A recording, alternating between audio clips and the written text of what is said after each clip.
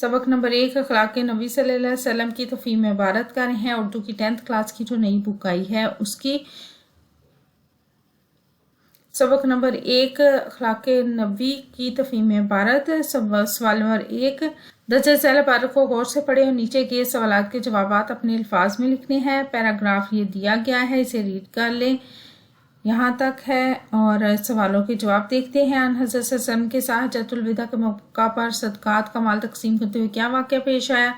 तो हज्जतुल विदा के मौका पर अन हज़रत सल्लल्लाहु अलैहि वसल्लम सदकात का माल तकसीम फरमा रहे थे जब दो सेहतमंद या तनोमंद अफराद आए और माल सदकात का सवाल किया।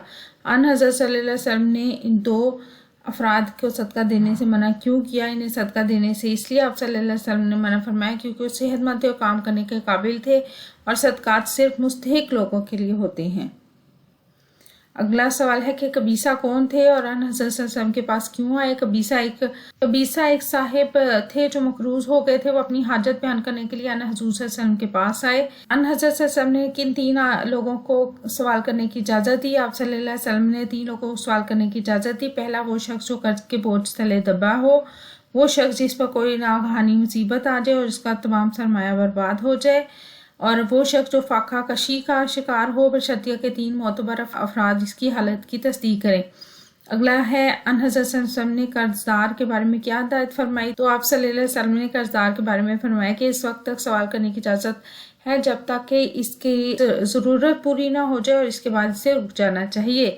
अगला है वो शख्स जो नागहानी मुसीबत का शिकार हो, इसे कब तक सवाल करने की इजाज़त है। उस वक्त तक सवाल करने की इजाज़त है जब तक इसकी हालत दुरुस्त ना हो जाए। फाका कशी के शिकार शख्स की क्या शर्त रखी गई है। फाका कशी की शर्त ये रखी गई है कि महल्ले के 3 मोतबर जो आदमी है वो इसकी गवाही दें कि वो वाकई फाके से है। इबारत का मरकजी ख्याल वो ये दिया गया है और साथ में ये तलखीस से इबारत का सवाल भी एक मेंशन किया हमने, वो भी तलखीस भी ये दी गई है।